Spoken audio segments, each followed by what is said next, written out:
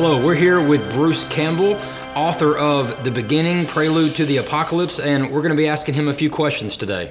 Bruce, people love free stuff, and I am one of those. So there's a free downloadable study guide that goes with your book, The Beginning. How does it tie in?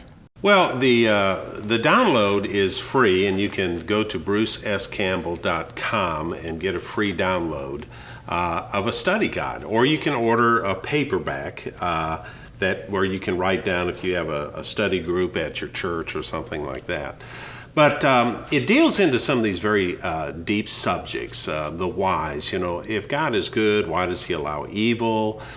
We don't really understand the nature of God and his wayward child, Lucifer. In the beginning, there was no evil. We know from the scriptures that Satan was the father of all evil. And so God was not going to destroy or kill one of his children. So what God did was a very wise thing. He had to give freedom to all of the angels to choose or to reject him. By faith, they had to simply trust their daddy or trust their brother, Lucifer. Now, their brother offered something very interesting, freedom to be like the Most High God. And how do we obtain that? By knowing what God knows, the secret knowledge of good and evil. If we just knew that, we would be like God. That's what he gave to Adam and Eve in the garden as the temptation. You know, your eyes will be opened and you'll be as God, knowing good and evil. So Lucifer thought that was a great thing.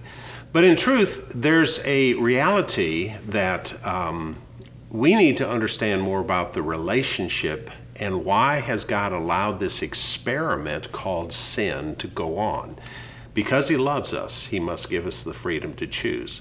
Well, the free downloadable content digs into a lot of these kinds of paradoxes and helps us to understand the terrible position that God was in. He loves his children with an everlasting love, and now he's got to deal with this crisis called evil. Well, what does he do? How does he do it? And I'll trust you to read the downloadable content to find out some of those answers.